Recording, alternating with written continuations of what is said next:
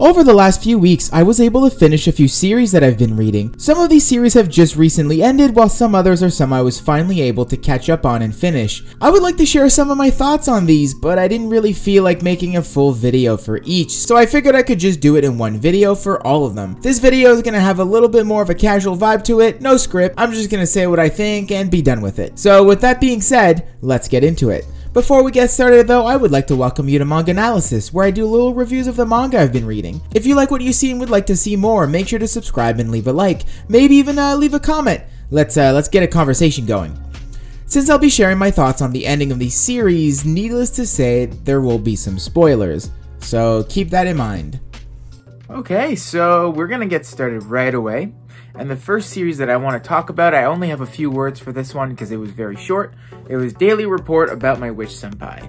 So this is a 2-book series. A little brief synopsis, I suppose. You have a guy, this dude right here, who works in an office, and he's very rigid and very serious about his work ethic. And his witch senpai is a witch, and she, you know, kind of clumsy, gets herself into trouble, but she's very, very nice, and they spark up a relationship. This series was really interesting because it did not delve whatsoever in the magic system. So she's a witch. It's not a weird thing.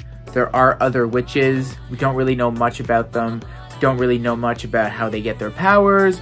We know nothing. The reason it works, in my opinion, is because it is only a 2-book series that really only focuses on these two's relationship. If the series would have been longer, I think they would have had to develop the magic system a little bit. And I think that would have taken away from, you know, their relationship. There's actually even a point where at the end, her powers run amok and she may be losing them. We don't know why. It has maybe to do with like the love she feels for this character. And it was kept just vague enough that I was okay with not knowing more or not knowing why. And then at the end, it sort of fixes itself in a sort of Deus Ex Machina. But again, it didn't bother me because that's not what the story was about. Everything that happens, whether it's magical or not, is just a means to develop their relationship. And I thought that was really, really well done. If it would have been like an 8-book long series, that would have been annoying because, you know, that would have probably happened more than once. And again, diverting too much attention from the relationship to the, you know, the other stuff could have hindered the series because it was strong, but I don't think it was strong enough to carry an entire series full of, you know, multitude of volumes. So final little thoughts. I think it was really, really good. I mentioned that in my last manga haul video. Very good if you like romance. Can't really recommend this enough. If you like the series Flying Witch and you wish there was a little bit more romance, I suppose this would be a really good alternative. So, Daily Report About My Witch Senpai, very good from beginning to end. Next up, we have Shibuya Goldfish. Okay, so I spent pretty well like the entirety of my manga haul videos, whenever I got one, talking about how it wasn't a super good series, but it was entertaining. And then I made a video reviewing this series pretty well, just talking about how it was kind of a failure in the sense that it's supposed to be a horror manga, but it's not really good at being scary. And it's not funny, so it's not like, oh, those stupid, silly horror movies like Sharknado.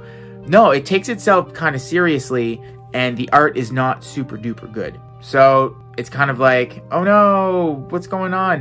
One thing about it that I will say is that despite all that, I would still have a smile on my face reading it. It was entertaining. I can't really deny it, and it was entertaining to the very end. Someone commented on my video about it, and they essentially said that it fails because everything that happens in the first volume is pretty well repeated throughout every other volume, which is absolutely true. It's very repetitive, very formulaic, and extremely predictable. Everything that happens in this story, you'll see coming up, you know, pretty well, like the chapter before. Like, oh, okay, this happens, this is surely will proceed. And I think in a way that was sort of one of its strengths for me because I didn't have to think. And I read a lot of stuff that, you know, is a little bit more complex and stuff that you really have to think about. And after you're done the book, you reflect on it. And sometimes, you know, maybe go look at a wiki. And this was not that. And typically that's kind of like not something that I enjoy about a series. I want it to make me think. But once in a while, having something so dumb that still makes me, you know, entertained just based on how bad it is, I think is fine. So yeah, it is predictable, but if anything, it's consistent. And consistency, in my opinion, is super important. I'd rather they keep doing what they've been doing than try something wildly different, wildly complex at the end, and then fail even more than they already have been. So, at the end of the day, do I recommend this series having finished it? No.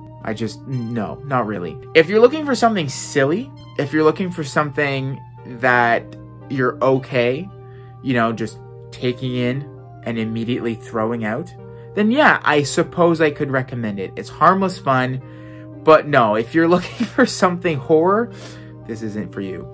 If you're looking for something, you know, campy horror, not even, no, not really. But if you are reading it and you're already invested in it, then I can say that you're probably not going to hate the way it ends. That is super vague, and I'm sorry, but yeah, that's all I have to say. So, despite all its faults, it was consistent until the very end, and I guess sometimes that's all you can kind of hope for in a series like this. And you know what? I don't regret having it on my shelves. Next up, Sensei's Pious Lie. Okay, so I have a lot of conflicting feelings about this. So I'll first say, I liked the series as a whole, and I liked the way it ended. I think it had a good ending. There was a lot that I was expecting and hoping for this series that was pretty well shattered early on. So that gave me the opportunity to sort of recalibrate, you know, my expectations. My expectations changed, therefore allowing me to enjoy the series for what it was, not what I thought it was going to be. So this series, if you're unaware, deals with lots of really heavy subjects. This series deals a lot with the concept of consent and who is allowed to give consent and partake in such a relationship.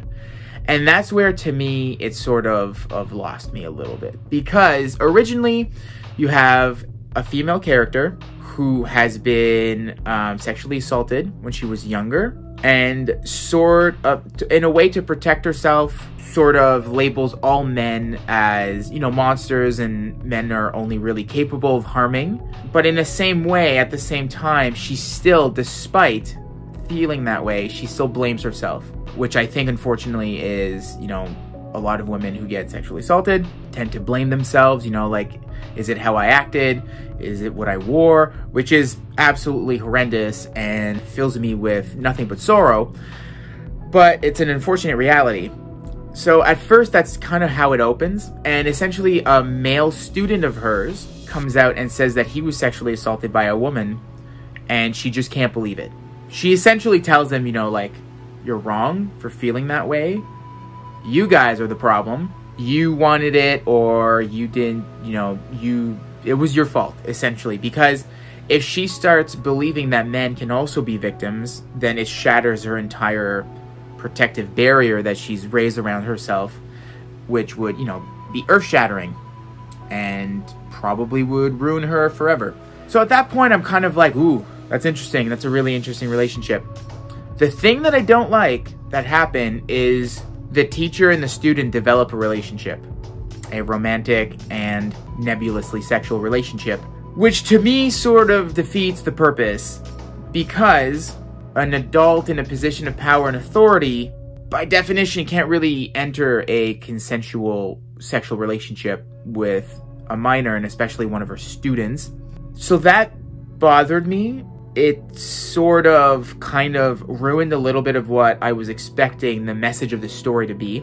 I think I would have preferred if she would have just been like a mentor in his life, and then her mentoring him would have kind of given her the you know, the solace she needed, the salvation to you know, move on and from her own trauma. And yeah, so that happens early on though. So that's kind of the thing that I was able to shift my view of and accept. And then at the end of the series, huge spoilers by the way, at the end of the series, she comes out and pretty well admits to like the whole school that the rumors are true, that they are in love and in a relationship.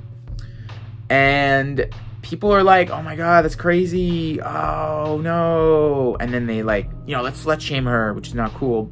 But nothing really like happens in the term that we know of in the terms of the legality of the issue. Like, I guess she's not a teacher anymore and she's doing another thing, and then they're still like hanging out. So this is where maybe culture is a little different. In Canada, that would be super illegal and you would go to jail. Straight up. Like, a teacher cannot have a sexual relationship with her student. It's not just a slap on the wrist kind of don't do it again. It's a, you're gonna go to jail. An adult cannot do that with a child, and especially not a student and a teacher. So that kind of bothered me because the repercussions were just kind of like, oh, I'm not your teacher anymore, as opposed to, yo, I totally took advantage of you in a moment of vulnerability.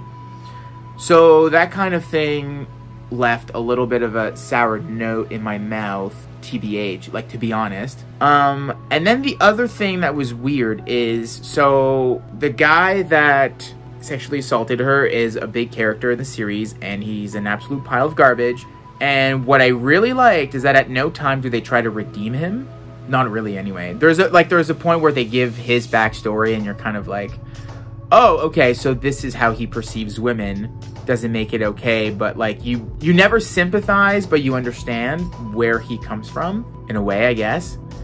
And at the end, yeah, like, he turns himself in, he goes to jail, but his wife is like not as mad about it as you think she should be, because yeah, it turns out that, you know, your husband's a rapist. She's like, I'm mad, but I really like that despite all these women that you've done horrible things to, you picked me to have a family with.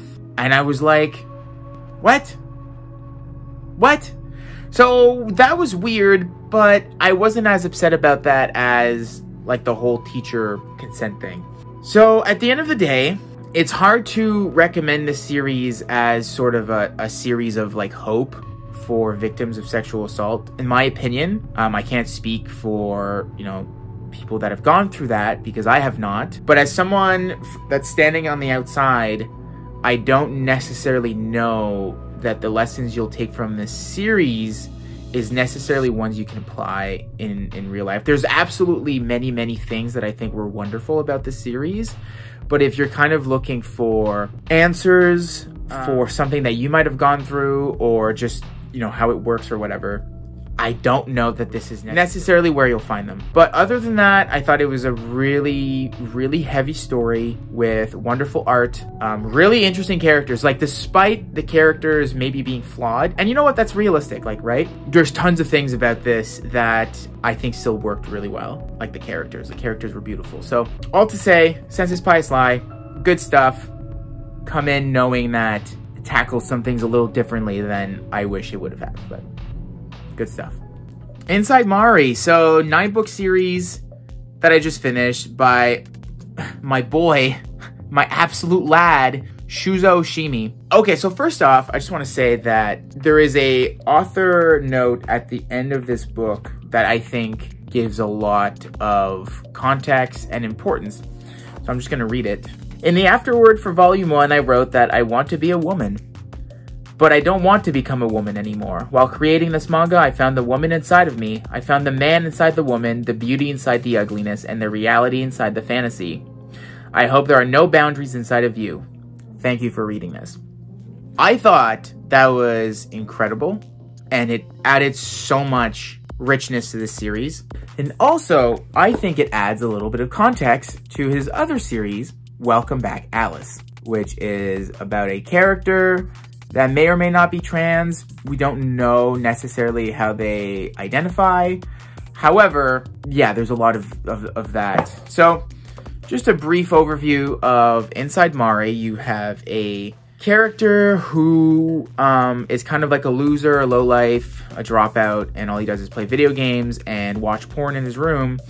But when he goes to the convenience store, he usually runs into this high school student, and he finds her beautiful, and her name is Mari. And one day they're walking outside, and he wakes up the next morning inside Mari. Like, he is Mari, essentially. He has taken over her life, and he's living inside her body. So then the whole mystery is finding out where Mari is, if he's inside her, and then the immediate response to that is, oh my gosh, if I'm inside her, she must be inside me. Okay, keep saying inside hers, don't love it, but that's what it is. So they go back, and the guy is still the guy. So that's kind of weird. So it's like, okay, well, if the guy's still the guy, and I'm the guy, and I'm inside her, where's Mari? So, okay, so it turns out, again, spoilers, at the end, Mari just went through like a super mental breakdown, and she was actually stalking him, which is cool. She essentially convinced herself that she had become him. So Mari was there all along. It was just like she was playing tricks on her own psyche. Okay, so it's a little bit difficult to sit here and talk about this series because there was a lot going on. I mentioned it last time. I was sort of curious as to what the series was essentially going to be about at the end, because we talked about it like some stories have an underlying message or it's a metaphorical journey for something. And I didn't really know what it was going to be, right? And with the ending and the foreword from the author, I felt like it clicked. It finally clicked at the end where, you know, not only was this character suffering, well, the two characters were suffering because of the life that they felt they were living unfulfillingly so, there was also a question about, you know, gender and gender discovery and sexuality to a point, which I thought was really interesting. The difference between this and Welcome Back Alice, in my opinion, was that this was extremely subtle. Like, the series moved kind of fast, but there was a lot of things that kind of happened subtly and very calmly, where I think it really needed it. I think this needs it as well, but I'm only like 3 books in, so we'll see. And there was these beautiful moments about how the male character inside Mari was sort of discovering the female body and discovering how it is to live as someone you don't know and stuff, which was really, really interesting and really well done. And honestly, there was this innocence to it that I thought was beautiful. I think it would have been easy to turn it into this really gross, uninteresting, kind of just like for the sake of fan service kind of thing. But it was done in such a tasteful way and really respectfully, I think, that it was like, it wasn't weird to read it, I guess is what I'm trying to say. And when you find out at the end that it was her all along doing that, there was this really nice sense of like just Mari rediscovering herself and getting to know herself in a way she had never done before through the eyes of someone else. And then there's a lot more going on. There's like problems with her identity and her parents and stuff that come into play. But ultimately, this is a story about getting to know yourself. And I think everyone goes through that. It was a really big part of Blue Flag, another series that I think is really good about that, kind of discovering your sexuality and how you identify and who you love and stuff like that. This just had like this weird psychological twist to it, and at times was very uncomfortable, but I think it was really needed. So while the whole thing being super alien in a way, it felt like a really, really human story. And I can't really recommend this series enough, honestly. Like, I think it had a really big impact on me, more than I thought it would. When I started reading it, I thought it was going to be something else, like this creepy, oh, I'm a sleazy guy in the body of a high school girl, let's get it on, you know? And it wasn't that. It absolutely was not that. There are aspects of that do occur, but they feel natural. They honestly feel kind of normal, which sounds weird to say, but they do. So Inside Mari, 9 volumes, very, very good. I think this is, as far as Shuzo Shimi stories go, of the ones that I finished, which is, you know, not a lot, but so far, I think this is my favorite one. I think this had the most nourishment, I suppose, in a way. It's the one that I think so far has had the biggest impact on me, and I'm very, very happy that I started it, and I'm even happier that I finished it, specifically because it has such a great ending. It finished in a really good way. I think the ending was one of the best parts. It really clicked together. So I mentioned that earlier, and I just want to say that one more time. When you finish the series, everything clicks. And that is a rare occurrence, and I love it. So, Inside Mari. So next series is Pluto. So Pluto is a series that I finished in the last few weeks, and I thought it was absolutely awesome. I really, really liked it. I will say that the series is very well paced. I thought it wasn't like straightforward, but like everything that happens I found made really good sense. Like everything fit in perfectly. And I found with the last 2 books, things were moving very fast, and there was a lot of really, I feel, important revelations that were handled in a way that didn't live up to how insane the revelations were. And I was a little bit surprised, and it actually blindsided me a little bit because you were given this really important piece of information almost nonchalantly, so you're kind of expecting something even bigger, right? And no, it just goes back to, you know, the day-to-day. So that was a little bit weird, and I only noticed that happening, I would say, yeah, in the last 2 books or so. So I don't want to say it like that, but it felt, especially the last book, felt a little rushed, in my opinion. The ending was awesome. Like, everything that happens, I thought was really, really good. There was just not as much space to breathe in between each, like, events, I suppose, as much as I wanted to anyway.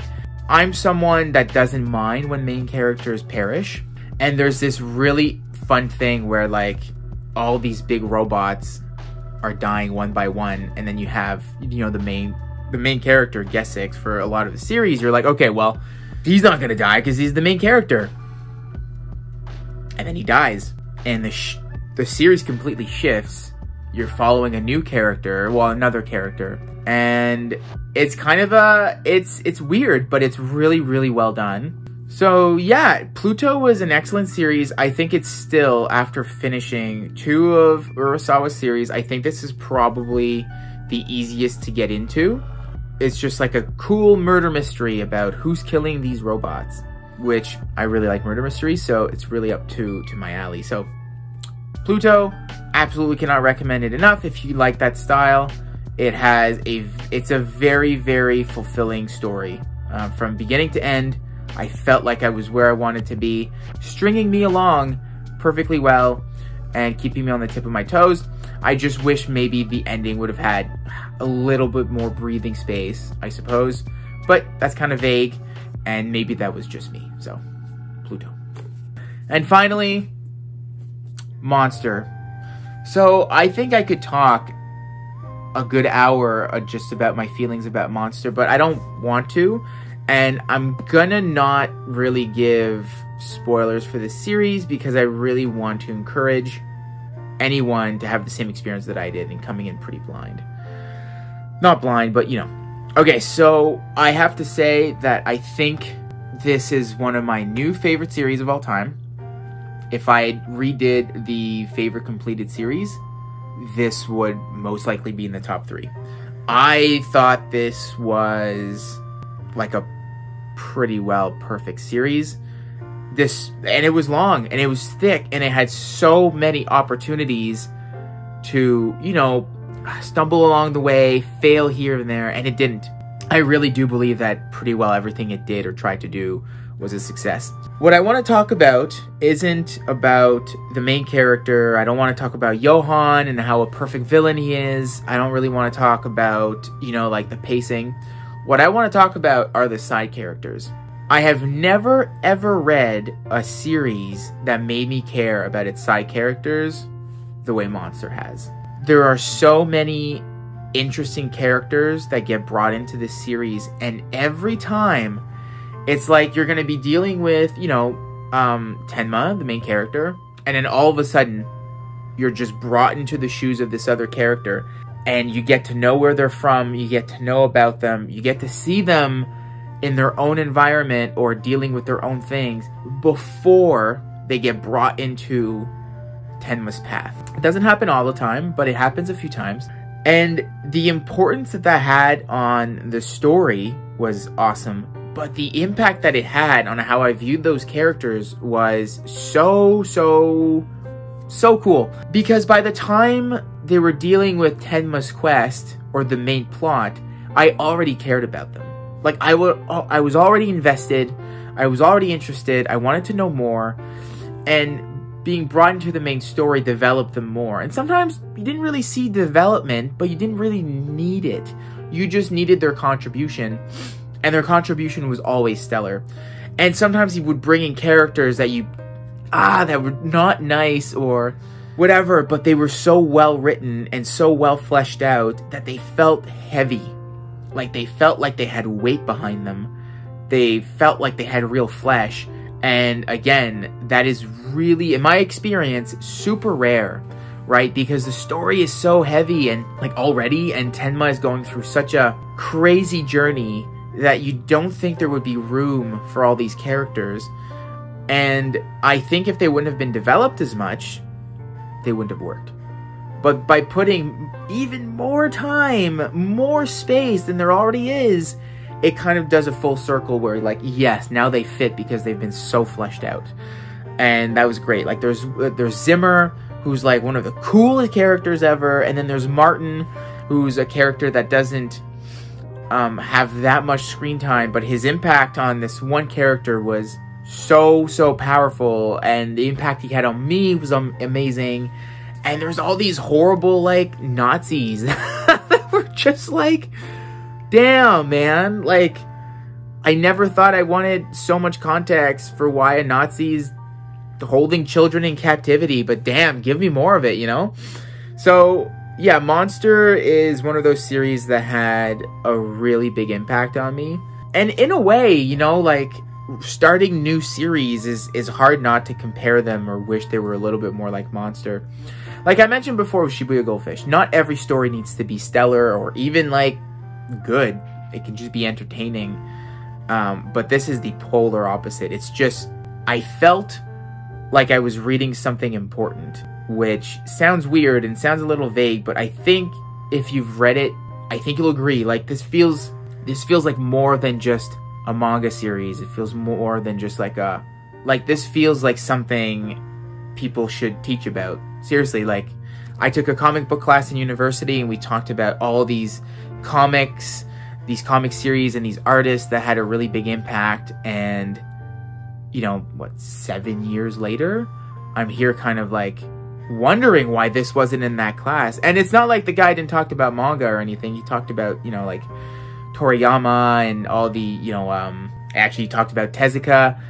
But I think Urasawa should be in those classes because what he has to offer is absolutely amazing, starting with Monster for me. And I know there's many other Urasawa stories out there, but this has a really special place in my heart now. So that's all I have to say about those series. I apologize in advance if it's kind of vague and rambly. I didn't write a script for these, like I said. I wanted it to be a little bit more casual, a little bit more of a conversation.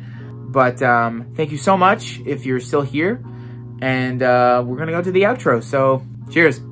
Well, those were the series I recently finished and my final thoughts on them. Glad to say that for the most part, these series left a pretty positive mark. It's always disappointing finishing a series only to find an ending you don't really jive with. Now, I'd like to hear from you. Are there any series you finished recently? If so, which ones? Did you like the ending? Let me know in the comments down below. I hope you enjoyed this little video, and if you did indeed enjoy it, consider subscribing. This was MangAnalysis, and I'll see you in the next one.